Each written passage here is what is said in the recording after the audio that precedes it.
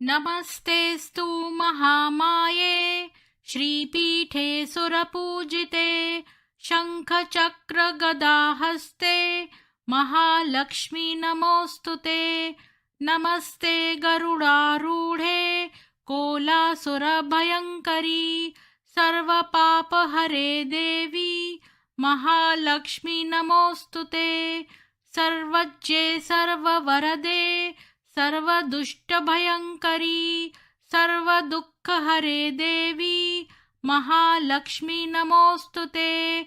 सिद्धिबुद्धिप्रदे देवी भुक्तिमुक्तिप्रदायिनी मन्त्रमूर्ते सदा देवी महालक्ष्मी नमोऽस्तुते।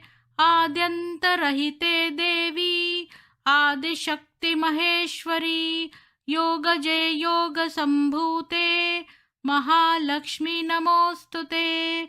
स्थूल सूक्ष्म महारौद्रे महाशक्ति महोदरे महापापहरे देवी महालक्ष्मी नमोऽस्तुते।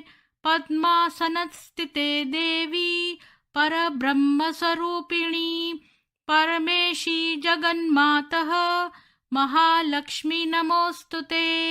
श्वेतांबरधरे देवी नानालंकारभूषिते जगत्स्थिते जगन्मातः महालक्ष्मी नमोऽस्तुते। महालक्ष्म्यष्टकं श्रोतं यः पठेद् भक्तिमान् नरः सर्वसिद्धिं वाप्नोति राज्यं प्राप्नोति सर्वदा। एककाले पठे नित्यं महापापविनाशनं द्विकालं य पठे नित्यं धनधान्यसमन्वितः त्रिकालं यः पठे नित्यं महाशत्रुविनाशिनं महालक्ष्मीर्भवे नित्यं प्रसन्ना वरदा शुभा। इति इन्द्रकृतं महालक्ष्म्यष्टकं संपूर्णम्।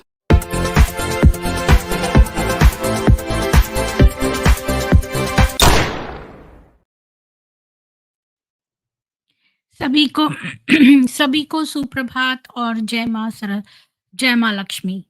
जितेंद्र जी और सीजी के जी आपको साधुवाद। तो ये हमारी मेरे से किसी ने बहुत पहले शायद जितेंद्र जी ने बोला था, एक दूसरे वाले जितेंद्र जी ने जो लॉयर हैं, उन्होंने कहा था कि मैं एक स्ट्रीम क्यों नहीं करती जिसमें मैं सारे जो हैं वो मोहम्मद की वाइफ्स के बारे में बताऊं। तो जो तारा मैकार्थर जी हैं, उन्होंने मुझे अभी एक कॉपी दी है उस किताब की पार्ट 2 की, widows of war 19 wives of Muhammad. तो जो मोहम्मद की 19 बीवियां थी उनके बारे में सारा डिटेल जो है तारा मैकार्थर जी ने, फर्स्ट किताब तो उनकी मार्केट में है, अमेज़न पे अवेलेबल है। पार्ट जिसमें से मैंने 6 बीवियों के बारे में बताया था। दूसरी किताब अभी मार्केट में नहीं आई है और उन्होंने मुझे अपनी कॉपी दी है, इसीलिए मैं दिखा-दिखा के नहीं बोल रही हूँ। और इंग्लिश में है वो, और उसको मैं आप ही के सामने पहली बार पढ़ती भी जा रही हूँ और ट्रांसलेट भी करती जा रही हूँ। और उस किताब का नाम है विडोज ऑफ द वॉर, और वो उसकी 7वीं बीवी से स्टार्ट होती है। 7वीं बीवी उसकी थी 7वीं बीवी अभी जिसके बारे में हमने बात करी थी, ज़ैनब, जो कि ज़ायद की बीवी थी और बाद में मोहम्मद ने उसे एक्वायर कर लिया और उसकी वजह से उसने बहुत सारे बहाने बनाए और क्या-क्या उसने आयतें उतारी कि वो ज़ैनब को उसने अधनंगा देख लिया था इसलिए। तो आज हम उसकी अगली वाइफ, 8वीं वाइफ और रेहाना के बारे में बात करेंगे। और जिससे पहले मैं ये स्ट्रीम स्टार्ट करूँ तो मैं थोड़ी-सी आज की न्यूज़ पढ़ देती हूँ। तो और लोग भी जुड़ जाएँगे, तो आप प्लीज़ वीडियो को लाइक कर दीजिए, शेयर कर दीजिए, ताकि सब लोगों के पास इन्फॉर्मेशन आ जाए। मैं आप लोगों के साथ न्यूज़ शेयर करती हूँ, बस हेडलाइन पढ़ूँगी, ज़्यादा डिटेल में नहीं पढ़ूँगी।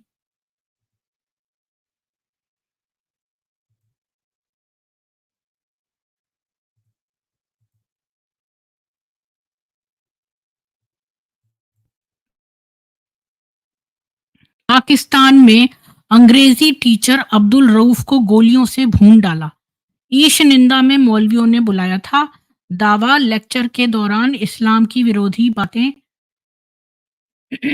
बोली थी इसने। तुम सब बोलो मैं अल्लाह का गुलाम हूँ वरना बम से उड़ा दूंगा प्लेन।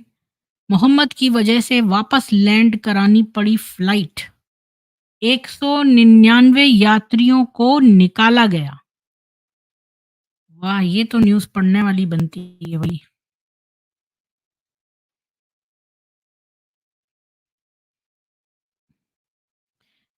वीडियो में देखा जा सकता है कि सफ़ेद दाढ़ी वाला गंजा व्यक्ति उँगली दिखाकर धमकियाँ दे रहा है। ये मलेशिया एयरलाइंस की फ्लाइट है। आपको एक बात बताऊँ, मैं यही सोच रही थी, मैं नाम देखना चाहती थी फ्लाइट का। एक्चुअली में मेरे को तो जब भी बोलते थे ना यहाँ से इंडिया जाने का, तो मलेशियन एयरलाइंस और ये सारी जो कि अपने मुसलमानी देशों के ऊपर से उड़ती हैं, इनका टिकट काफ़ी कम होता है। लेकिन मैं कभी भी इन फ्लाइट से नहीं गई, कभी भी। मैं मुस्लिम देशों के ऊपर से फ्लाई भी नहीं करना चाहती। इनकी एयरलाइंस सस्ती होती है, लेकिन मैंने कभी उसका एडवांटेज नहीं उठाया। राजस्थान में 70 साल के संत की चाकू मारकर हत्या कर दी। आश्रम के फर्श फर्श पर पड़ा था शव। रस्सी से बंधे थे हाथ पैर, मुंह और आंखों पर पट्टी। तो मतलब आंखों में पट्टी बांध के इन्होंने एक 70 साल के संत की हत्या कर दी। अगली न्यूज़ है, अहमदाबाद के पौराणिक मंदिर में घुसा, कपड़े उतारे, डांस किया और तोड़ दी देवताओं की मूर्तियां। घटना सीसीटीवी में कैद हो गई। कांग्रेस की मोहब्बत की दुकान से अब मतदाताओं को श्राप। बोले पार्टी सांसद सुरजेवाला, जो बीजेपी को वोट देते हैं वे राक्षस हैं। 15 मिनट के लिए पुलिस हटा दो। बरेली में पुलिस सुरक्षा में निकली कांवड़ यात्रा, तो हम अंसारी हैं, वीडियो किया वायरल। 8 पर एफआईआर। पुलिस थाने की बिल्डिंग के अंदर धमाका, वीडियो बनाकर किया वायरल। रियाज, फवाज, मोहम्मद, जैस्मीन, सलीम, फारिश केरल से गिरफ्तार। नासिर जुनैद को मोनू मानेसर ने नहीं जिंदा जलाकर मारा। राजस्थान के डीजीपी ने बताया, हत्या में नहीं मिली सीधी संलिप्तता, गौरक्षक के पीछे पड़ा है जुबैर एंड गिरोह। बंदूक की नोक पर दलित बच्ची का अपहरण, पेड़ से लटकी मिली लाश। शादाब, फारूक, शफी, लतीफ और लकी मियां के खिलाफ एफआईआर।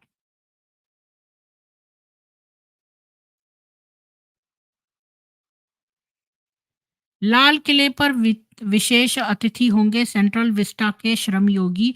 सरपंच और किसान भी होंगे। स्वतंत्रता दिवस पर 954 को पुलिस पदक। सुषमा स्वराज की बेटी के नाम से इंडियन एक्सप्रेस ने बेची फेक न्यूज। कूमी कपूर ने लिखा, मंत्री नहीं बनाए जाने से बीजेपी नेत्री को लगा था सदमा। बांसुरी ने जताई हैरानी। हिमाचल उत्तराखंड में भारी बारिश से फिर तबाही। शिमला में शिव मंदिर ढहने से 9 की मौत हो गई। सोलन में बादल फटने से 7 की गई जान। नदी में समा गया कॉलेज। अगली न्यूज़ है, नर्स बनते ही पति से कहा, मुझे कोई मिल गया तुम कोई और खोज लो। पल्लेदारी बोरी ढोकर पढ़ाया बीवी को। लिया था,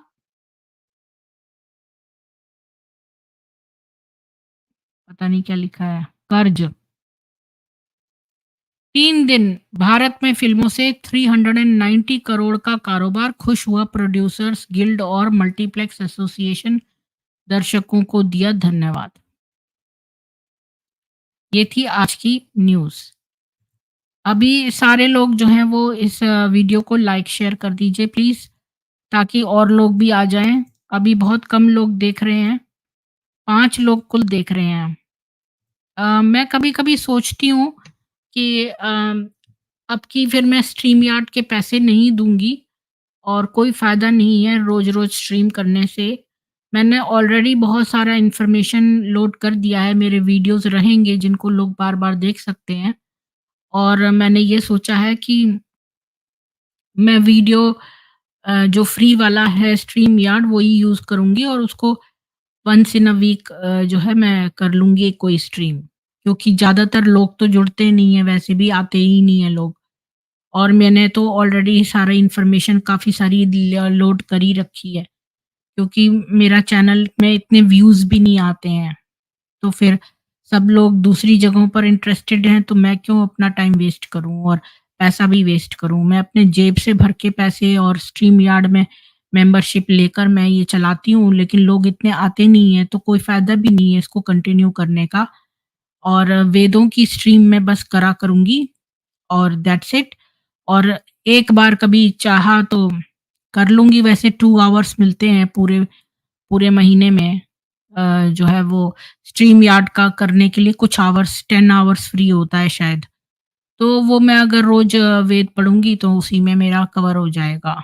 मैं ऐसा सोचती हूँ, क्योंकि कोई आता तो है नहीं स्ट्रीम्स में इतना। और पहले तो 70 लोग एटलीस्ट देखते थे, अब तो बहुत ही कम रहा है। अभी इस समय 6 लोग देख रहे हैं बस।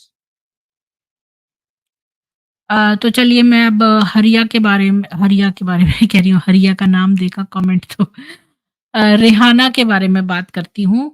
और जो ये विडोज़ ऑफ वॉर ये कहता था ना कि बड़ी ये विधवाओं से शादी करता था, और देखो कि कितना अच्छा मोहम्मद है, और विधवाओं से खुद बनाता कौन था उनको? मोहम्मद ही तो उनके घरवालों को मार के उनको विधवा बना देता था। तो आज हम रेहाना बिन्त ज़ायद की बात करेंगे, ऑफ खनाफा of the Nadir of Levi, C 612 से 632 तक। इसको कहते हैं रेहाना द बिटर टेस्ट, यानी कि कड़वी, अ, रेहाना कड़वी वाली। तो इसको रेहाना कड़वी वाली क्यों बोलते थे?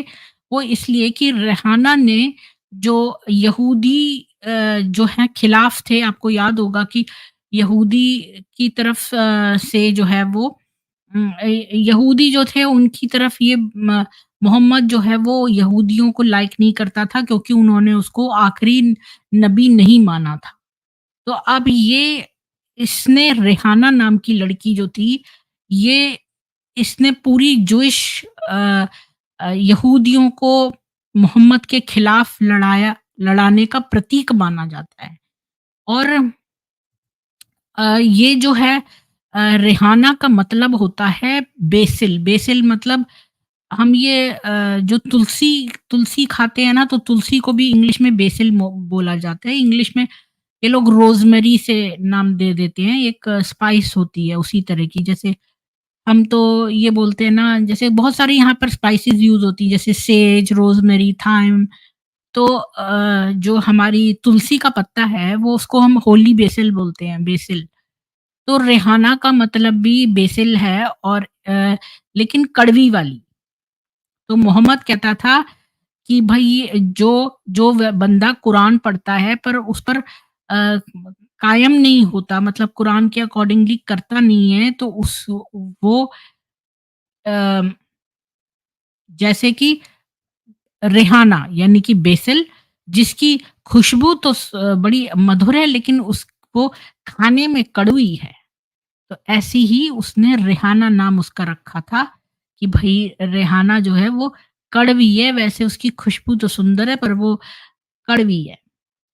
और ये मेटाफर था कि रेहाना की पूरी ज़िंदगी जो थी, जैसे कि एक एक जो पत्ते होते हैं, जैसे कि छोटे से हर्ब के पत्ते होते हैं जो हम खाने में यूज़ करते हैं, उसी की तरह वो क्रश हो गई। क्योंकि क्रश करके हम उन्हें खाने में डालते हैं, ऐसे ही उसका, जैसे आप बोलते हैं ना हिना नाम की लड़की जो है वो मेहंदी मेहंदी की तरह पिस गई। तो ऐसे ही रेहाना नाम की लड़की जो है वो क्रश हो गई पूरी तरह। रेहाना की स्टोरी जो है वो काफ़ी कुछ टुकड़ों में पता चलती है, क्योंकि उसके स्टोरी में कुछ कॉन्ट्रडिक्शन भी हैं, और कुछ लोग कहते हैं कॉन्ट्रडिक्शन ये है कि कुछ तो कहते हैं कि वो मोहम्मद की 8वीं बीवी थी। कुछ कहते हैं वो शादी नहीं की थी मोहम्मद ने, वो तो खाली एक रखैल थी। और कुछ तो इससे भी मुकरते हैं कि वो घर का कोई हिस्सा भी थी। और अगर सच्चाई में देखा जाए तो कोई कॉन्ट्रडिक्शन है ही नहीं। अगर सारे ट्रेडिशंस को हम साइड बाय साइड देखें, तो उनका एक नैरेटिव बनता है। तो अब जानते हैं रेहाना का बैकग्राउंड। तो रेहाना का बैकग्राउंड जानते हैं। रेहाना का जन्म ना मदीना में हुआ था। वेस्टर्न अरेबिया के एक वैली में, ओएसिस जो होता है ना उसके पास। और वहाँ पर बहुत सदियों से ताल्मुदिक ज्यूज़ रहते थे, यानी यहूदी ताल्मुद को जो फ़ॉलो करते हैं, वो वहाँ रहते थे। और उन्होंने वहाँ पर खेती-बाड़ी शुरू करी थी। 400 एडी तक वहाँ पर जो है यहूदियों के साथ-साथ एओज़ और खजराज कबीले भी आ गए। ये लोग जो थे काफ़िर थे, जो मूर्ति पूजक टाइप के थे, जो यमन में रहते थे। रेहाना के समय 5 में से 3 लोग पेगन थे, और एओस और खजराज जो थे वो आपस में दुश्मन थे, और उनके बीच में कभी-कभी लड़ाई हो जाती थी, और इसलिए जो है वो यहूदियों को बीच में वो आना पड़ता था। लेकिन यहूदी उन दोनों से ही अच्छे थे। मतलब उन दोनों से ही उनके रिश्ते अच्छे थे, खजराज से भी और एओस से भी। अब यहूदियों की 3 ट्राइब्स हुआ करती थी। एक पहली थी नादिर, दूसरी थी कुरैज़ा और तीसरी थी कनूका। तो नादिर, कुरैज़ा और कनूका ये यहूदियों की 3 बड़ी कबीले थे। अच्छा, फिर क्या है कि सबसे ज़्यादा जो ज़मीन थी वो नादिर कबीले के पास थी, जहाँ पर उन्होंने खजूर के बागान लगाए थे। और कुरैज़ा जो थे वो ऊँट और मवेशी चराते थे, और चमड़े का काम भी करते थे। और कनूका जो थे अ, और वो डिफरेंट स्टॉक था उनके पास, और वो सेपरेटली मदीना में सेटल हुए थे। उनके पास कोई खेती-बाड़ी की ज़मीन नहीं थी, लेकिन वो सुनार थे, और वो मदीना का सबसे बड़ा बाज़ार लगाते थे। तो अब आपको तीनों के बारे में पता चल गया कि नादिर जो थे वो तो किसान थे और उनके पास बहुत ज़मीन हुआ करती थी। और ये जो थे क्या नाम है इसका, क कुरैज़ा, ये लोग मवेशी चलाते थे, और कनूका जो थे वो सुनार थे। अब देखते हैं रेहाना का बचपन। सी 612 से 624 तक रेहाना जो थी वो नादिर कबीले की थी, और उसका क्लैन था खनाफा, और उसका पिता पिता का नाम था ज़ायद इब्न अमरू, और उसकी माँ का नाम या उसका डेट ऑफ बर्थ कहीं पर भी रिकॉर्ड में नहीं है रेहाना का। लेकिन वो कोई इम्पोर्टेंट लड़की नहीं थी अपनी ट्राइब की। वो बस एक किसान की, मतलब एक पेज़ेंट जो किसानी होता है उसकी थी वो खुद। और उसने अपना बचपन से वो खजूर के ये जो बागान ओन करते थे नादिर कबीला, इनकी देखभाल करती थी, और जो है जब ये खजूर पक जाते थे तो ये खजूर की शराब बनाने में सहायता करती थी। और वो प्रेयर्स करती थी, यहूदियों की जो प्रेयर होती है सुबह, दोपहर और शाम 3 बार। और वीक में 1 बार सब्बात, यानी कि सब्बात कहते हैं एक दिन, जैसे क्रिश्चियंस का सब्बात होता है संडे, संडे के दिन वो कोई काम नहीं करते। इसी तरह वो हफ्ते में 1 दिन सब्बात लेती थी, यानी कि वो ये लोग कोई काम नहीं करते। अम, पता है कल परसों मैं एक डॉक्यूमेंट्री देख रही थी जूस के बारे में। ये मैं किताब में नहीं लिखा, ये मैं अपनी तरफ से बता रही हूँ। तो वो मैं जूस का सबसे वर्ल्ड के सबसे ऑर्थोडॉक्स लोग कौन है, हसीडिक जूस। जूस में एक ट्राइब है हसीडिक जूस, वो बहुत ज़्यादा कट्टर होते हैं, और वो उस दिन, जैसे सब्बात के दिन से मुझे याद आ गया, हसीडिक जूस जो होते हैं वो कुछ चीज़ छूते भी नहीं है। जैसे कि कुंडी, चटकनी, अपने दरवाज़े ही नहीं बंद कर सकते, और ये सब कुछ नहीं, क्योंकि वो कोई भी चीज़ इधर से उधर नहीं करते, उस दिन वो कुछ भी नहीं करते। तो ये कुछ स्ट्रिक्ट बातें हैं उनके बारे में। ख़ैर एनीवेज़, अभी हम वापस आते हैं इस पर। तो ये एक एक दिन सब्बात मनाती थी, और हॉलिडे फेस्टिवल्स बनाती थी। 3 तो उसके मतलब ऑटम के समय आते थे, और 2 स्प्रिंग टाइम में। अ, नादिर जो थे वो सबसे अमीर कबीला था मदीना का, और उनके बारे में कहा जाता है वहाँ पर गरीब से गरीब कोई व्यक्ति हो तो वो भी भूखे बिस्तर पर नहीं जाता था, यानी कि वो उसके पास हमेशा खाने को होता था। ये लोग स्कूल चलाते थे, वहाँ पर सब लड़के जो हैं पढ़ना सीखते थे, और तालमुद पढ़ना सीखते थे। और रेहाना को कुछ बाइबल की कहानियाँ पता हैं और उसको पता था एक मसीहा आने वाला है। अब रेहाना और इस्लाम 622 से 624 तक।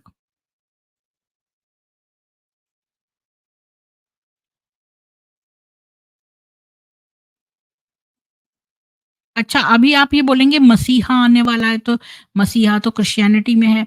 तो यहाँ पर मैं आपको बता दूँ कि ये जो मोहम्मद है, ये मोहम्मद क्या है, जो है ये कहता था कि ये लास्ट प्रॉफिट है और मसाया का मतलब जीसस है। लेकिन जो जूस की किताब है उसमें मसाया का नाम जीसस को नहीं रेफर कर रहे वो। उन्होंने ये डिस्टिंक्शन नहीं किया हुआ है। अच्छा, रेहाना और इस्लाम 622 से 624 तक।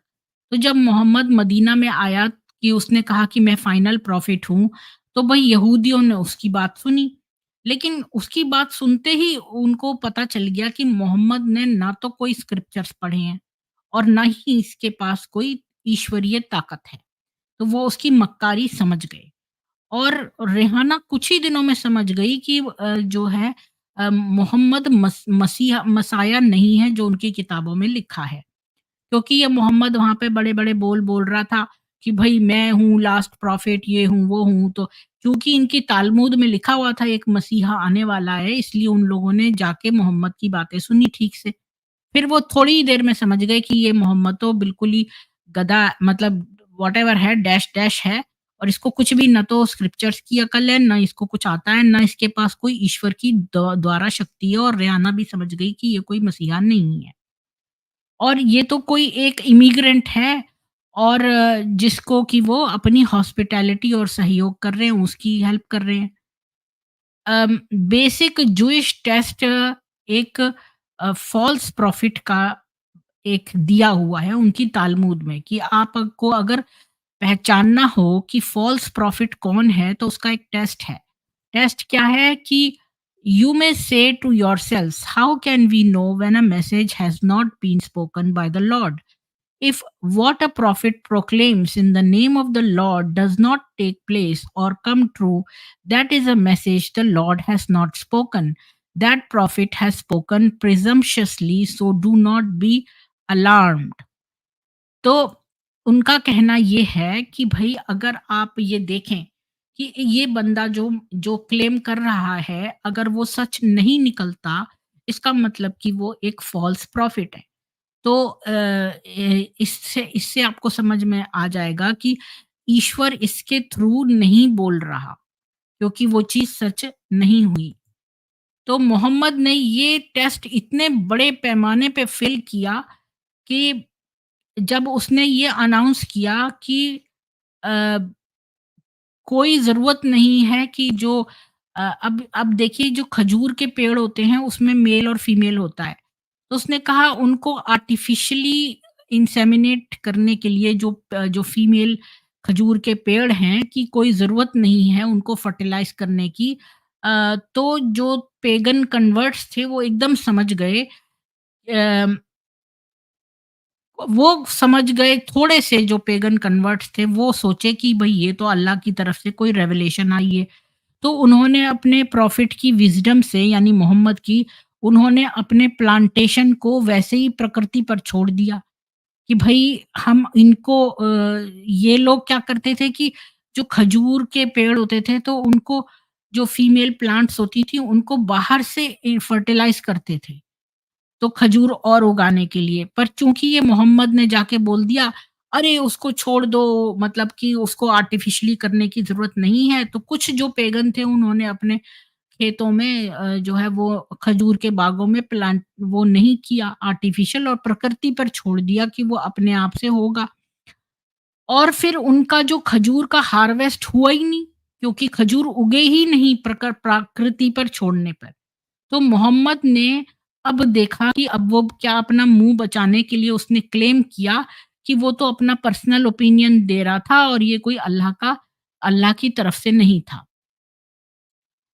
लेकिन उसने किसी से नहीं पूछा कि क्या कोई इस मिस्टीरियस प्रोसेस को समझा सकता है? मतलब आर्टिफ़िशियल इंसेमिनेशन के बारे में उसने सुना तक नहीं था, तो उसने जानने की भी कोशिश नहीं की कि ये चीज़ क्या है। बल्कि बड़े कॉन्फिडेंटली बोल दिया कि नहीं, अगर तुम ये सब नहीं करोगे तो तुम्हारे लिए ज़्यादा अच्छा होगा। अच्छा, अब दूसरी बात कि मोहम्मद कोई भी हीलिंग मिरेकल उसने परफ़ॉर्म नहीं किया। जैसे आप बाइबल में पढ़ते हैं कि भई जीसस ने किसी को छू दिया तो वो अंधा जो है वो उसकी आँखें आ गईं, या ऐसा ऐसा कोई उसने चमत्कार दिखाया ही नहीं मोहम्मद ने। और उसकी जो है उसके अंदर एक बड़ी शर्मनाक आदत भी थी कि वो ऐसा दिखाता था कि मुझे मेडिसिन बहुत कुछ पता है। और जब उसके जो किन्समैन थे, जो चीफ थे नज्जार क्लैन के, उनको डिप्थीरिया हो गया, तो मोहम्मद ने कहा कि उसको कॉटराइज़ कर दो। अब कॉटराइज़ क्या चीज़ है, मैं 1 मिनट चेक करके बताती हूँ आपको गूगल पे।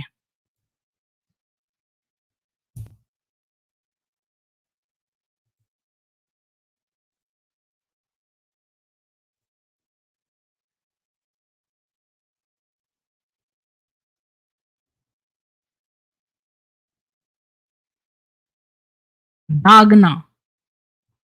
अच्छा, तो इस मोहम्मद ने उसको डिप्थीरिया हो गया जब जो मुखिया था नज्जर क्लैन का, तो इस मोहम्मद ने क्या बड़े अपना दिखाता था कि ये बड़ा ज्ञानी है मेडिसिन के बारे में, तो इसने कहा कि इसको दाग दो। तो उससे क्या हुआ कि वो वर्क नहीं किया, और वो जो मुखिया था वो बड़ी यंग एज का था, वो मर गया। तो यहूदियों ने कहा कि अगर वो प्रॉफिट होता मोहम्मद, तो उसका ये दोस्त नहीं मरता। लेकिन मोहम्मद ने कहा कि मेरे पास कोई पावर नहीं है अल्लाह की मेरे लिए या मेरे दोस्त के लिए। अब एक और जूश टेस्ट भी है, ये तो एक जूश टेस्ट था कि भाई जो भी कोई कहता है और वो सच ना निकले तो इसका मतलब वो प्रॉफिट नहीं है, ये एक टेस्ट था। एक और भी जूश टेस्ट था, वो ये था कि but a prophet who presumes to speak in my name anything I have not commanded, or a prophet who speaks in the name of other gods is to be put to death। यानी कि उनकी तालमूद में लिखा हुआ है, जो यहूदियों की तालमूद में लिखा हुआ है कि अगर कोई जो भगवान की ईश्वर के नाम से मेरे नाम से जो है कुछ भी क्लेम करता है, और जो है जो मैंने नहीं कहा है, तो ऐसा और जो दूसरे गॉड्स के नाम पे बोलता है उसको मृत्यु दंड देना है। तो अ, एक लड़की रेहाना जैसी, उसके लिए मुश्किल हो सकता है कि भई वो जाने कि अल्लाह जो है वो इज़राइल का गॉड नहीं है, लेकिन उसको अ, ये पता था कि मोहम्मद किसी भी सिंपल से सिंपल क्वेश्चन जो तौरा में लिखे हुए हैं, उनका जवाब देने के लायक ही नहीं था। क्योंकि जब मोहम्मद से पूछा गया कि 10 इजिप्ट के प्लेग्स के नाम बताओ, तो उसने 10 कमांडमेंट जो बाइबल के हैं वो बता दिए। यानी कि पूछ कुछ रहे हैं, बता कुछ रहे हैं। उससे पूछा 10 प्लेग के नाम क्या हैं इजिप्ट के? वो बता रहे हैं 10 कमांडमेंट। तो यही बात है, और उसने उस 10 में से भी केवल 6 ही उसको याद थे कि आइडोलेट्री मतलब कि मूर्ति पूजा, चोरी करना, एडल्टरी करना मतलब व्यभिचार करना, हत्या करना, झूठी गवाही देना। तो और स्पेशली फॉर यू जूस कि भई तुम सब्बात रखना, यानी कि एक दिन जो है हफ्ते का, उस दिन कोई काम मत करना। तो ये इसने 6 चीज़ें कमांडमेंट्स बोल दिए, बजाए कि प्लेगों के नाम बताए। और उसने उसके कई सारे प्रोहिबिशंस बताए कि भई मैजिक करने के लिए क्या करना चाहिए, और अम, कि भई मैजिक मतलब प्रोहिबिट करा गया है कि मैजिक मत करो, और यूसुरी मत करो, किसी वुमन जो इनोसेंट है उसको व्यभिचार के लिए मत एक्यूज़ करो, और फिर किसी जंग में से भाग मत जाओ। ये सारी बातें मोहम्मद करने लगा, जो कि बिल्कुल इर्रेलेवेंट थी। फिर बाद में वो सोचने लगा 10 प्लेग कौन से हैं, लेकिन उसको खाली ये याद आया कि भई खून, मेंढक, जुएँ, और जो लोकस्ट होते हैं ना, क्या बोलते हैं उनको? लोकस्ट को हिंदी में क्या बोलते हैं? मेरा नाम याद नहीं आ रहा है। वो जो आते हैं ना बहुत सारे जो खेती उजाड़ जाते हैं, लोकस्ट हैं वो। और फिर इसने कहा कि और जो लाइवस्टॉक जो मवेशियों का एपिडेमिक होता है वो।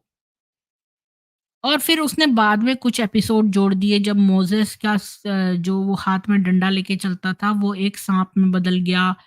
और जब उस मोज़ेस का हाथ जो है सफ़ेद हो गया और उसने एक बाड़ बनाई और बहुत सालों का जो सूखा था जिससे कि अ, अकाल पड़ गया। तो फिर उसने कंक्लूड करा कि केवल 9 निशानियाँ हैं, तो उसको याद-वाद नहीं था। तो क्वेश्चन्स के जवाब भी नहीं दे पा रहा था। अब मोहम्मद को डिफ़िकल्टी भी थी अ, इस प्रोग्रेसिव रेवलेशन के लिए। तो जूस ने उसके पास एक कपल को भेजा जो कि व्यभिचार के लिए पकड़े गए हैं। उनको तुम जज करके बताओ कि मतलब इनका जजमेंट करो ये आदमी और ये महिला जो हैं पकड़े गए हैं व्यभिचार करते हुए, इनके ऊपर तुम न्याय दो। तो उसने कहा कि जूस ने अ, क्योंकि जूस ने कहा कि भई इसका तो बड़ा पॉलीगाइनस लाइफ़स्टाइल है, ये तो बहुत-बहुत बीवियाँ रखता है, तो ये तो बड़ा लीनिएंट जज करेगा। क्योंकि इसके पास अब इतनी सारी बीवियाँ हैं, तो ये माइंड नहीं करेगा कि कोई वुमन और एक आदमी और औरत अगर व्यभिचार कर रहे हैं, तो ये तो ज़्यादा स्ट्रिक्ट नहीं होगा क्योंकि इसकी अपनी बहुत सारी बीवियाँ हैं। तो लेकिन उसने कहा कि इनको पत्थर मार-मार के मार डालो। तो फिर ये बात जो है वो यहूदियों को बिल्कुल पसंद नहीं आई। Moses law. तो मोहम्मद ने उनको कहा कि तुम लोग बाइबल को डिसोबे कर रहे हो, तो कपल को एग्ज़ीक्यूट कर दिया गया। उमर का जो 13 साल का बेटा अब्दल्ला है, उसने ये चीज़ रिकॉर्ड में करी कि मैंने बहुत सारे पत्थर फेंके उस कपल के ऊपर, जो महिला और आदमी को लाया गया था, उनके ऊपर। रिहाना जो है वो ये सब ग्रैस्प नहीं कर पा रही, समझ नहीं पा रही थी ये थियोलॉजिकल आर्गुमेंट कि क्यों गॉड ऑफ इज़राइल ने कैपिटल पनिशमेंट रखी है एडल्टरी की। जबकि ये बात ऑब्वियस है कि मॉडर्न जू भी मानते हैं कि ये प्रैक्टिस जो है बड़ी बारबेरिक है, बड़ी वैसी है क्या बोलते हैं उसे बारबेरिक को क्या बोलेंगे वो यार कभी-कभी याद ही नहीं आते वर्ड्स। नहीं वो जो अ ये चीज़ तो ज़्यादा मैं इस्तेमाल करूँगी तो मैं इसको देख लेती हूँ।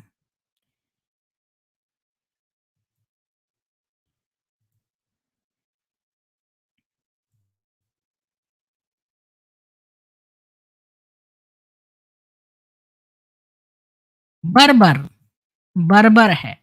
मतलब किसी को पत्थर मार-मार के मार डालना ये एक बर्बर प्रथा है। लेकिन उसको समझ में आ गया ये स्टैंडर्ड कि भई ये जूस ने इतने हज़ारों साल पहले इस तरह का स्टैंडर्ड पत्थर मारने का क्यों छोड़ा है? क्योंकि प्रॉफ़िट का काम है कि कि वो जूइश मोरालिटी के साथ एक रीज़नेबल अटेम्प्ट करे लाइफ़ लीड करने का। लेकिन मोहम्मद जो है वो अपने कारवां के अटैक करता रहा और वो अपने आप को ही मॉरली कॉन्ट्रडिक्ट करता रहा कि ख़ै एक तरफ तो कहने लगा कि मैं प्रॉफ़िट हूँ और दूसरी तरफ कारवां लूटने लगा। तो लोग क्यों मानेंगे उसको प्रॉफ़िट जिनमें थोड़ी भी अकल होगी? तो फिर किसी को भी वो ऐसा एक यहूदी प्रॉफिट नहीं लगा अ, बिगिनिंग ऑफ 624 तक। मोहम्मद जो है वो सोच रहा था कि यहूदी जो हैं वो उसको लास्ट प्रॉफिट मानेंगे order after the order of Moses. तो इसके बाद उसको बड़ी शर्म आई जब लोगों ने ऐसा नहीं किया। आपको याद होगा कि जब ये मक्का में था, क्योंकि मक्का में बहुत कम यहूदी रहते थे, ज़्यादातर यहूदी मदीना में रहते थे। तो इसने मक्का में ये खबर काफ़ी सालों से उड़ा रखी थी कि मैं लास्ट प्रॉफिट हूँ यहूदियों का। तो जो यहूदी थोड़े बहुत वहाँ रहते थे, उन्होंने परवाह नहीं करी, ना उन्होंने उसको काउंटर करा। तो इतने साल तक तो उसने अपने बारे में ये उड़ा रखा था। जब ये मदीना जाके इसने ये बात बोली तो वहाँ के लोगों ने तो यहूदियों ने एक्सेप्ट नहीं करी ये बात। तो इसको शर्म आई क्योंकि इतने साल से तो इसने मक्का में यही बात उड़ा रखी थी और चूँकि वहाँ यहूदी इतने थे नहीं तो उन्होंने कुछ प्रोटेस्ट भी नहीं किया था। तो इसने इसकी बात यहाँ पे तो अब यहाँ पर इसने उनको ये दोष देना कर दिए शुरू कर दिया कि तुम तो अपने ही स्क्रिप्चर्स को नहीं पहचानते हो। अ, और इससे क्या हुआ कि जो पेगन लोग थे जिनको बिल्कुल जो जूइश नहीं थे और जो मूर्ति पूजक थे, वो तो शायद थोड़े बहुत कन्विंस हो गए, लेकिन जो यहूदी थे वो मज़ाक बनाने लगे कि ये ऐसी बेवकूफ़ी की बात बोल रहा है, इसको तो खुद ही स्क्रिप्चर्स नहीं पता और ये हम पे इल्ज़ाम लगा रहा है कि भई हम अपना स्क्रिप्चर नहीं जानते। अभी भी आप किसी मुसलमान से बोलो कि तुम्हारे इसमें तो जो है ईसा वाले इस्लाम और ये फलाने और ये वो और मूसा का भी ज़िक्र है और जीसस का भी है, तो तुम लोग तो इनको क्यों नहीं मानते हो? तो कहते हैं इन्होंने तो अपनी चीज़ें इनकी कॉन्टेमिनेट हो गई हैं इसलिए। जबकि ये बिल्कुल झूठ बात है। ये इसने अपने आप को मनवाने के लिए ये सब किया। और उसने क्या किया मोहम्मद ने वो जूडाइज़्म से हट गया। 624 में उसने अपना जो डायरेक्शन है प्रेयर का, पहले वो जेरूसलम की तरफ मुँह करके नमाज़ पढ़ता था, बाद में उसने मक्का की तरफ कर दिया और उसने ये डिक्री की कि जो जूइश फ़ास्ट है, जो जूइश लोग, यहूदी लोग जो रोज़ा रखते हैं, वो 10वें दिन है, वो ऑप्शनल कर दिया और और कह दिया कि पूरा महीना ही रमादान का फ़ास्ट होगा। अब ये जो यहूदी भी खुश हो गए जब इसने अपने आप को यहूदियों से अलग कर लिया और थोड़े समय के बाद ही वो अपने घर मोहम्मद लेकर आया प्रिजनर्स को, मतलब जो इसने पकड़े थे जंग में और बैटल ऑफ बदर में जो माले गनीमत हुई थी और वहां पर जाके खूब जोर जोर से शेखी बगारने लगा कि उसने कैसे एनिमीज को वहां मार और उसने इतनी अट्रॉसिटीज़ करी तो इससे लोग जो है मोहम्मद की ही बारे में बुरा बोलने लगे। एक पेगन पोएटेस थी जो मूर्ति पूजक जो कवित्री थी अस्मा बिन्त मरवान। तो वो उसने एक कविता लिखी कि भई सब लोगों पब्लिक से सेफ्टी कर लो क्योंकि इस मोहम्मद के उसने बहुत क्रूरता के चर्चे सुन लिए। तो उसने एक कविता लिखी भई कि तुम लोग जो है जैसे हम लोग बोलते हैं ना सेल्फ डिफेंस कर लो सेल्फ डिफेंस, तो ऐसे उसने एक कविता में लिख दिया। तो ये अस्मा थी उसको बड़ा सरप्राइज़ हुआ क्योंकि उसी रात मोहम्मद ने एक जो है हत्यारे को भेजा उसको रात में सोते समय मारने के लिए। तो देखो कि एक बात मैं आपको बता दूँ कि ये सोते समय लोगों पर हमला करता था। ये भी यहाँ पर भी देख लो कि इस औरत से इसका दिन के समय ये उस पर नहीं कर पाया, बल्कि रात में जब लोग सो रहे होते हैं उनको बिल्कुल मतलब वो आइडिया नहीं होता, उस समय ये जाकर वो करने लगा।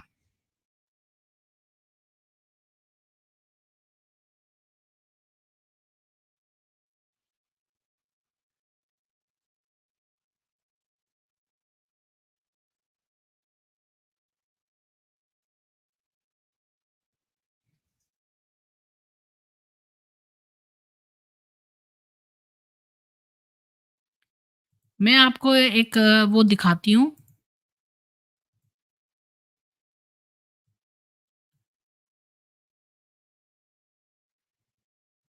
इस ये रात को जो गया ये बच्चे के साथ सो रही थी और उसको इसने मरवा दिया। 1 सेकंड। अ,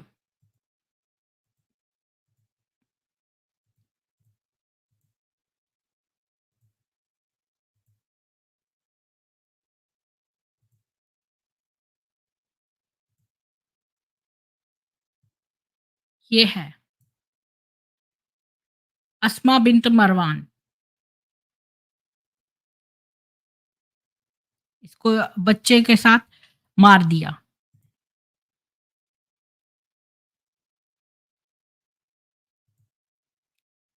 तो अ, ये जो था मोहम्मद इसने रात को ही भेजा। केवल उसने बेचारी ने ये लिखा कि भई अपने आप को प्रोटेक्ट कर लो इससे, तो इसने इसी बात पर इसको मरवा दिया। और उसने उसको स्टैब कर दिया और उसकी जो पूरी क्लैन थी, वो डर के मारे इस्लाम में कन्वर्ट हो गई। एक और पोएट था जिसका नाम अबू अफ़ाक था। उसने भी अपना डिससैटिस्फैक्शन लिखा और वो बहुत बूढ़ा था। मेरे 100 साल से 120 साल का था वो बूढ़ा, बहुत ही ज़्यादा बूढ़ा था। उसने वैसे ही एक जो है अपनी अ, कई लोग जो मर गए उनके प्रति दुःख जताया, तो इसने मोहम्मद ने एक और हत्यारे को भेजा कि वो उसको भी रात को मार दे। मैं देखती हूँ इस किताब में अगर अबू वफ़ाक की कोई तस्वीर है तो वो भी दिखाती हूँ। 1 सेकंड।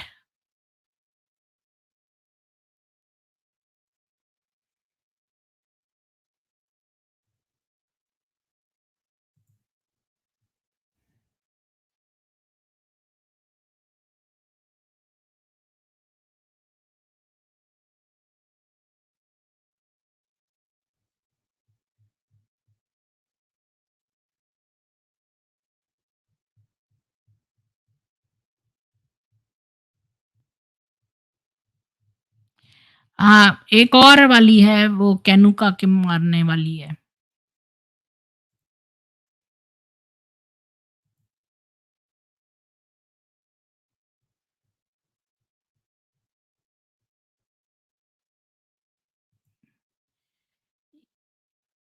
ये दूसरी है, ये अब्दुल्ला जो है वो कह रहा है कि तुम मत मारो केनुका को, ये उसकी तस्वीर है।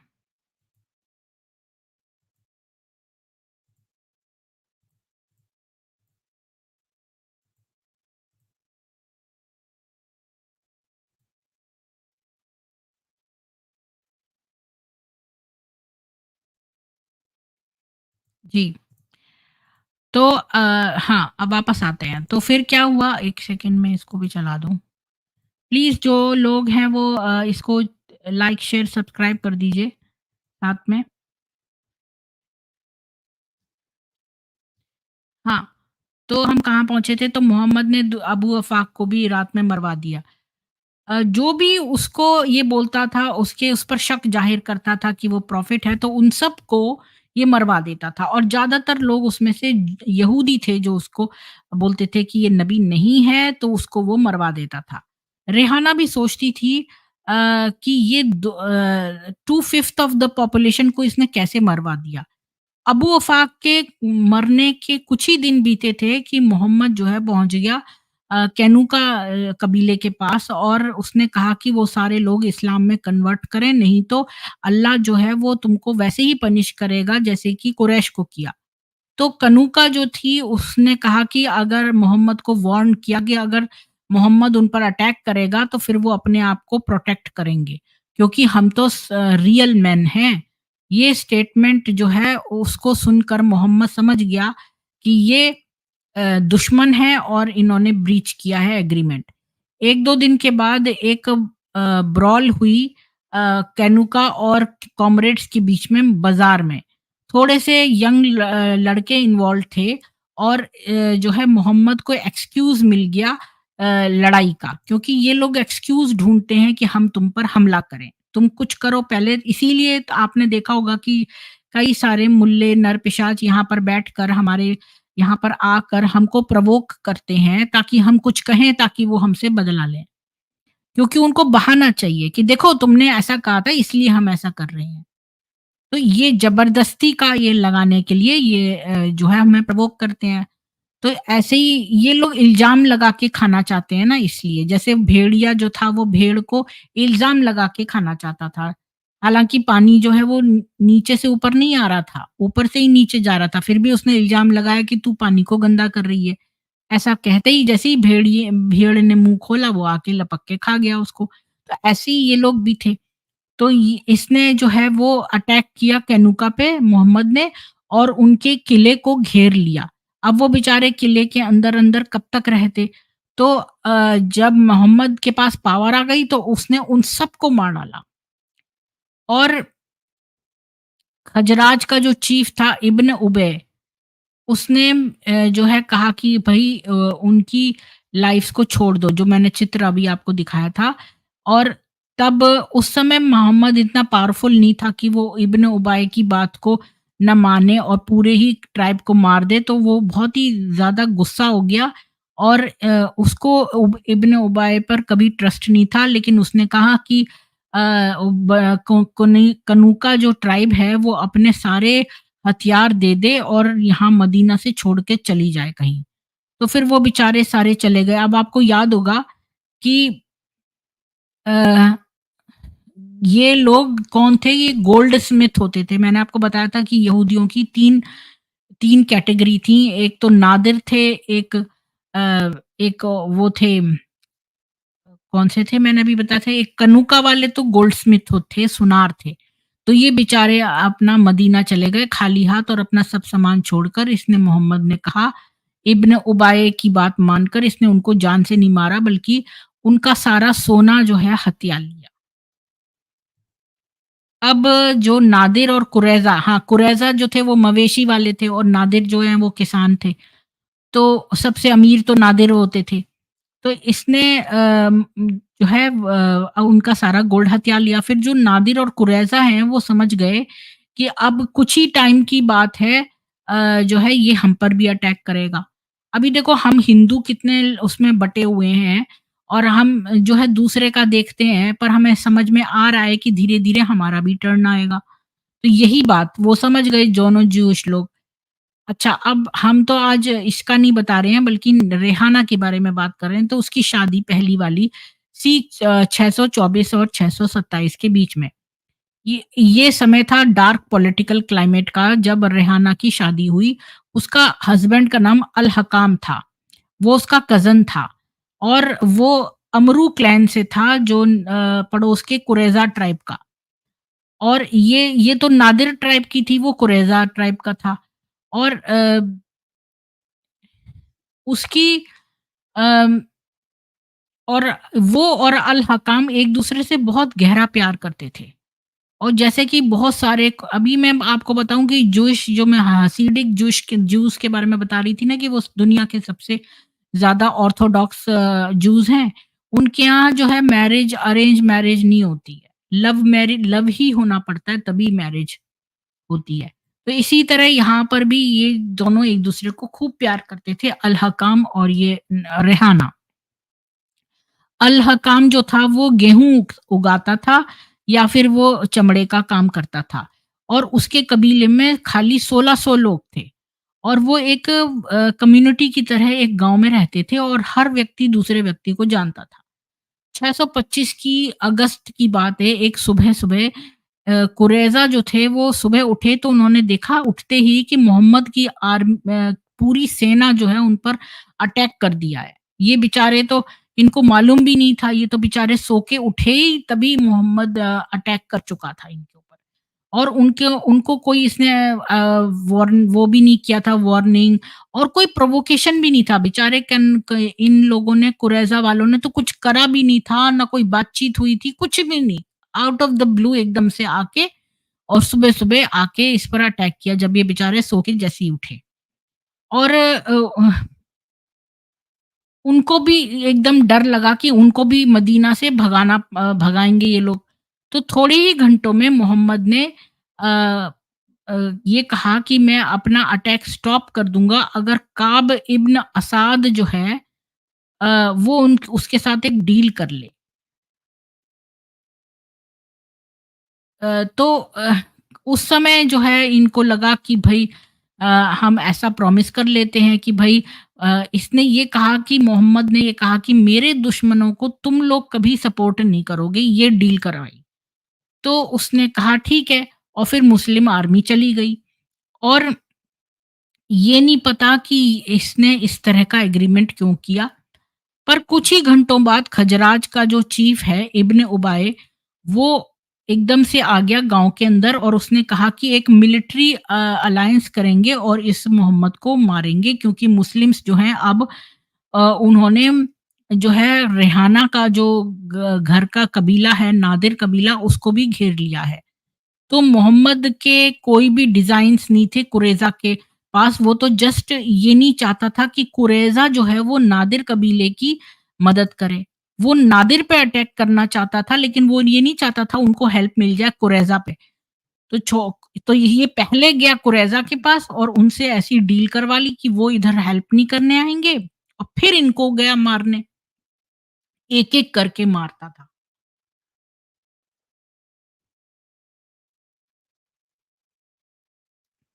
जैसे हमारी हमारी सोसाइटी में भी जो सेकुलर हिंदू हैं, उनको जो है इन नर-पिशाचों ने अपनी तरफ कर लिया है ताकि ये हमारी मदद को ना आएँ। वैसी ही बात है। अब जो है ये मोहम्मद के कुरैज़ा को नहीं मारना चाहता था, बस वो चाहता था कि वो उसके नादिर को मदद करने ना जाए। अब जो काब था जिसने कि ये डील करी थी, उस वो समझ गया कि मोहम्मद ने उसके साथ ट्रिक करा है, कि उसकी ज़बान ले ली कि भई कुरैज़ा जो है नहीं जाएगा और एक आदमी भी कुरैज़ा का जो है इस डील को नहीं तोड़ेगा। और इब्न उबाय चाहता था कि मोहम्मद मदीना से बाहर रहे, जैसा कि जूस भी चाहते थे, लेकिन उनके सपोर्ट के बिना वो एक रिलीफ आर्मी बना नहीं सकता था और 15 दिन के बाद जो है नादिर ने सरेंडर कर दिया मोहम्मद को और उसकी कुरान कहती है कि उसका ओरिजिनल प्लान था कि इन सबको हम मार डालेंगे। And had it not been that Allah had decreed for them the exile, he would have certainly have punished them in this world, and in the hereafter they shall have chastisement of the fire. It is not अच्छा फिर अब ये नहीं पता कि अल्लाह ने अपना दिमाग क्यों बदल लिया, क्यों, पर आउटकम ये था कि नादिर जो थे, उनको मदीना से भगा दिया गया और रेहाना जो है वो अपने माँ-बाप को और अपने भाई-बहनों को देखा उसने कि पूरी उसकी जो कम्युनिटी है, उन्होंने ऊँटों पर सब सामान लादा और अपना जो पुश्तैनी घर है, उनको छोड़कर चल पड़े। और जैसे ही वो गए तो रेहाना ने देखा कि मोहम्मद जो है वो जल्दी से उसके कबीले के पास जो खजूर के बागान थे, उनसे अम, उनको दे रहा है कुछ इमिग्रेंट्स को और उनको जो अबू होकैक की एक बड़ी तलवार होती थी बहुत मशहूर, और वो एओस के चीफ को दे रहा है। तो मोहम्मद ने एक्सप्लेन किया अ, कि भई वो अपने जो गुंडे बदमाश हैं, मतलब जो उसके सहाबा हैं, उनको नहीं बाँटेगा ये, क्योंकि उन लोगों ने तो करा ही नहीं। आपको याद होगा कि 1/5वाँ हिस्सा वो तब रखता था जब लोग उसके लिए जिहाद लड़ते थे। अगर अपोज़िट आर्मी खुद से ही सरेंडर कर दे, तो फिर सारा का सारा माल जो है वो मोहम्मद अकेले का होता था। तो इसने कहा कि मुझे अपने लोगों में ये सारा माल, यानी कि ये जो माल क्या था, जो नादिर के पास तो खजूर के बागान वगैरह थे, ये किसी को बाँटने की ज़रूरत नहीं है, ये सब मोहम्मद का ही हिस्सा है क्योंकि वो लोग तो आए ही नहीं जिहाद करने। तो फिर तो उसने फार्मलैंड जो है वो सारी दे दी मोहम्मद के बेस्ट फ्रेंड्स को और जो पाम के पेड़ थे वो उसने अपनी फैमिली के लिए रख लिए। इसके बाद रेहाना ने सुना कि नादिर जो हैं वो कुछ फर्टाइल खैबर में 3 दिन की जर्नी के नॉर्थ की तरफ जाओ तो कुछ उपजाऊ ज़मीन है और वहाँ पर एक गार्डन फोर्ट्रेस है खैबर में, वहाँ पर रहने लगे हैं। तो मोहम्मद ने अगले 18 महीने जो हैं आस-पड़ोस के सारे कबीले जो हैं उनको अटैक करके और उनको सबको असैसिनेट कर दिया, मतलब जान से मार दिया। लेकिन रेहाना और अल हकाम ये दोनों तो मैरिड थे और ये चूँकि आपको पता होगा कि रेहाना तो नादिर कबीले की थी, उसने अपने माँ-बाप इन सबको जाते हुए देखा, लेकिन वो अब अल हकाम के साथ शादीशुदा थी और अल हकाम जो था वो कुरैज़ा कबीले का था, जो मवेशी चलाते थे और जिन्होंने अभी एक डील करी थी मोहम्मद के साथ। तो उसको इन लोगों को पता था, रेहाना को भी और अल हकाम जो एक-दूसरे से बहुत प्यार करते थे, कि एक दिन ये कुरैज़ा पर भी अटैक करेगा ही करेगा। अब आते हैं रेहाना और जिहाद 627 बैटल ऑफ डिच, मार्च से अप्रैल 627 में। मार्च 627 में रेहाना ने सुना कि एक आर्मी आ रही है 10,000 की मदीना की तरफ और वो आ रही है मोहम्मद को मारने। मदीना के पास नहीं, नहीं, मोहम्मद को मारने नहीं, सॉरी, मोहम्मद की आर्मी आ रही है।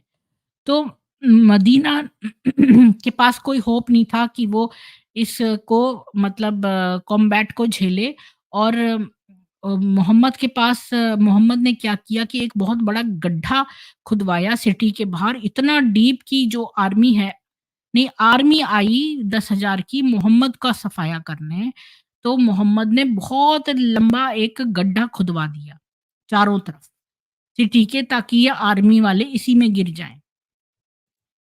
फिर कुरैज़ा जो ट्राइब थी उसने मोहम्मद को अपने जो है वो दे दिए, जो वो शवल होते हैं ना, जो क्या बोलते हैं उसको, जो जिससे आप मिट्टी खोदते हो, क्या बोलते हैं उसको?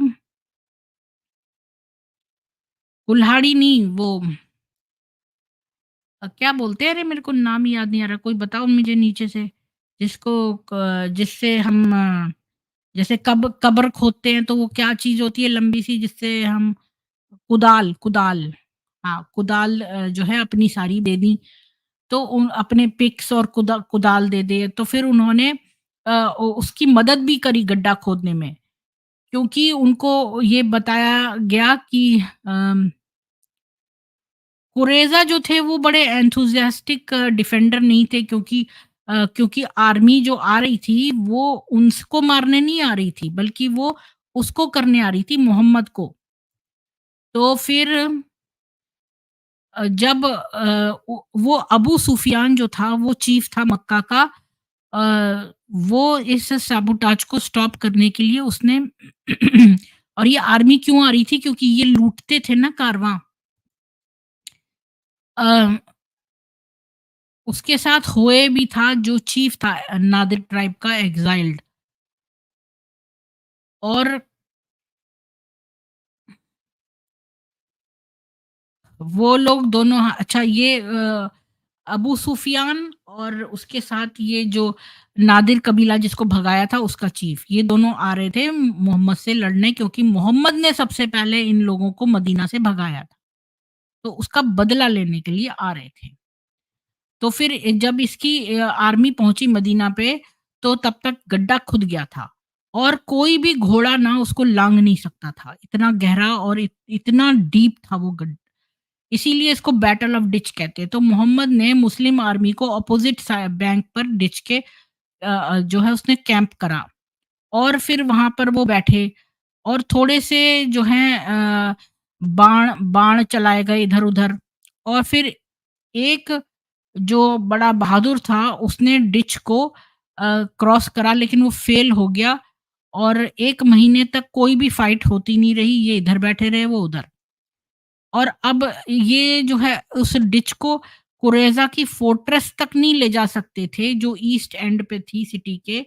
अम, तो फिर एक रिमेनिंग एंट्री थी मदीना की, जो काब के इब्न असाद के आगे के फ्रंट दरवाजे से होती थी। तो होए ने काब को कहा कि वो उसको उसके साथ मिल जाए मोहम्मद के अगेंस्ट।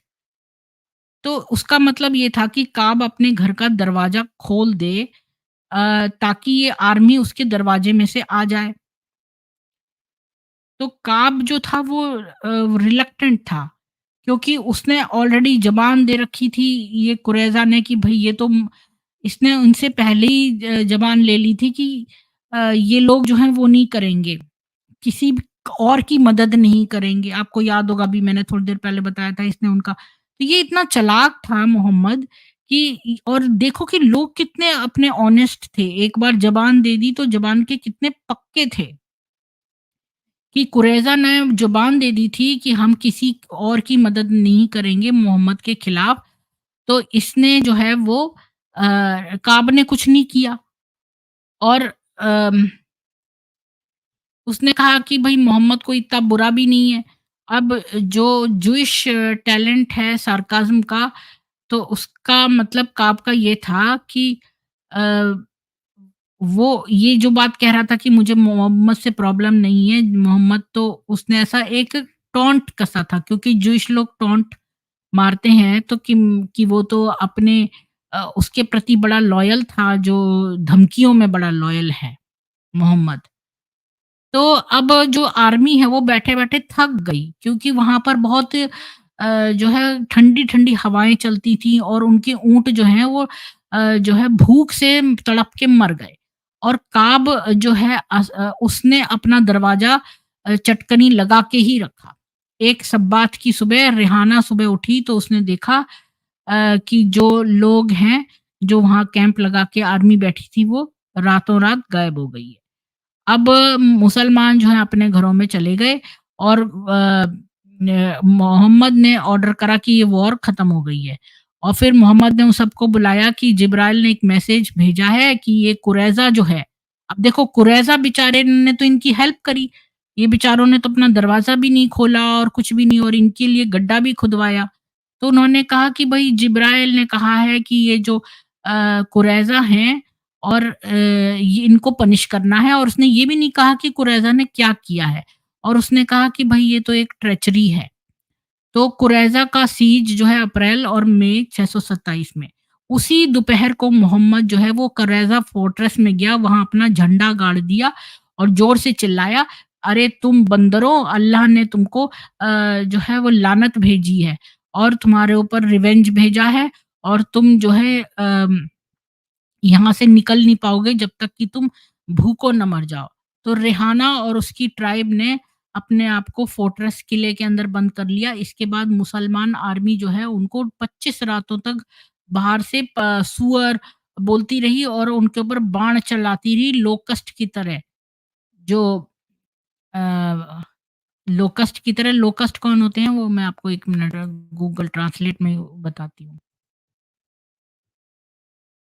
वर्ड याद नहीं आ रहा है, लोकस्ट को हिंदी में क्या कहते थे? बहुत संख्या में जो आते हैं और खेतों को वो करते हैं। हाँ, टिड्डी दल। टिड्डी दल की तरह ये छा गए पूरे में, इनके बाण के बाण मार के और उनको सूअर और ये वो बोलने लगे यहूदियों को। और कुरैज़ा बेचारे क्या करते, वो तो किले के अंदर अब तो खाना-वाना भी नहीं वहाँ पर, भूखों मरने लगे वो। और मुसलमानों को तो खाली उनको वेट करना था कि भई और जितने दिन बीतते जाएँगे वो अपने आप ही मर जाएँगे भूख से। तो वो लोग शूट बैक कर सकते थे लेकिन सबसे ज़्यादा काउंटर अटैक एक नादिर की लड़की थी जिसका नाम नुबाता था। उसने एक जो ये होता है ना अपने जब आप ग्राइंड करते हो चीज़ें, सिलबट्टा, उसने सिलबट्टे से जो उनके उनके ऊपर गिराया, जो बाहर बैठे हुए थे किले के और वो एक मुस्लिम सैनिक के ऊपर गिरा और वो मर गया। इसके बाद तो मुसलमान और कॉशियस हो गए कि वो किले के नीचे-नीचे ना बैठें। फिर कुरैज़ा जो थे वो प्रेस्ड थे और उनके दिल में भय हो गया। तो अब वो ऑब्वियस हो